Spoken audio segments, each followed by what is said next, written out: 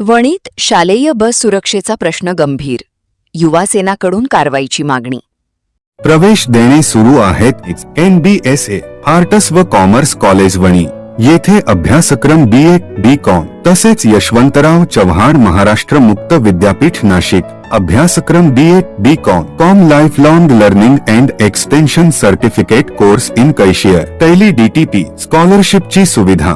संपर्क नगर परिषद शाळा क्रमांक 7 जवळ Ahmad layout Vitthalwadi Wani. Mobile number स्क्रीनवर आहेत, आजच संपर्क करा. वणी शहर व ग्रामीण परिसरात शालेय बसमधून विद्यार्थ्यांची वाहतूक करताना सुरक्षेच्या नियमांचे उल्लंघन होत असल्याचा गंभीर मुद्दा समोर आला आहे. या संदर्भात शिवसेना उद्धव बाळासाहेब ठाकरे पक्षाच्या युवा सेनेच्या वतीने पोलीस प्रशासनाला निवेदन देण्यात आले. निवेदनात नमूद केल्याप्रमाणे काही बसमध्ये आवश्यक फिटनेस प्रमाणपत्र नसताना वाहतूक केली जात आहे. तसेच क्षमतेपेक्षा जास्त विद्यार्थ्यांना बसवून त्यांच्या सुरक्षिततेशी तडजोड केली जात असल्याचे निदर्शनास आले आहे.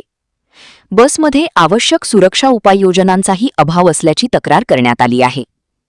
या पार्श्वभूमीवर सर्व शालेय बसांची नियमित तपासणी करून नियमांचे उल्लंघन करणाऱ्या चालक व मालकांवर कडक कारवाई करावी अशी मागणी करण्यात आली आहे.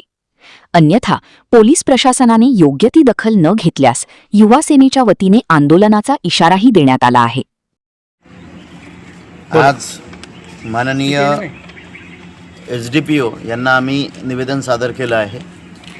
निवेदनाचा मथळा असा होता की आपल्याला माहीत आहे लग्न सीझन चालू आहे, लगन सराई चालू आहे, पण वर्षभर ज्या गाड्या मुलांच्या शिक्षणासाठी वापरल्या जातात, अर्थात स्कूल बसेस वापरल्या जातात, ते या लगन सराईमध्ये नियमांचं उल्लंघन करून या ठिकाणी राजरोसपणे सातत्याने रोज लगन सराईचे भाडे मारत आहे.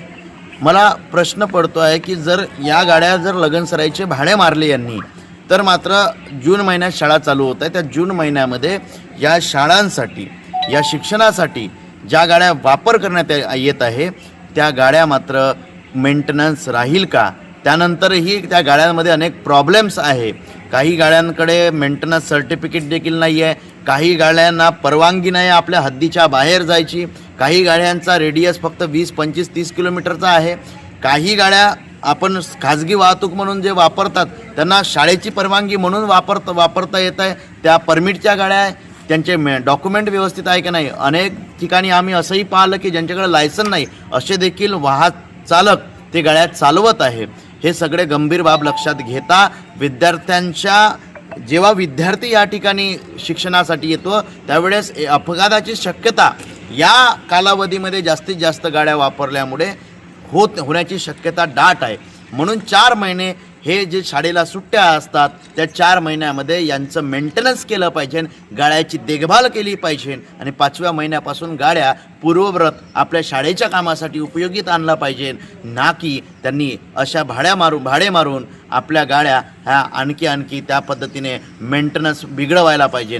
हेच या ठिकाणी आणि यांना कुठलीही परमिशन नाही आहे, यांच्याकडे कुठलीही परवानगी नाही आहे. राजरोसपणे हे जे फिरत आहे. शाळेमध्ये आम्ही पाहतो की अनेक शाळेमध्ये कॅपॅसिटी आहे त्या बसची 20ची, 25ची, 50ची, पण त्याच्यामध्ये 60, 70, 20च्या कॅपॅसिटीमध्ये वाल्या बसमध्ये 80, 30, 40 असे लोक भरवण्यात येतात. म्हणजे कॅपॅसिटीच्या वर जाऊन त्या ठिकाणी विद्यार्थी बसत आहे. हे सुद्धा फार गंभीर याची गोष्ट आहे. आम्ही सन्माननीय दळवी साहेब यांना आत्ता निवेदन दिलेलं आहे.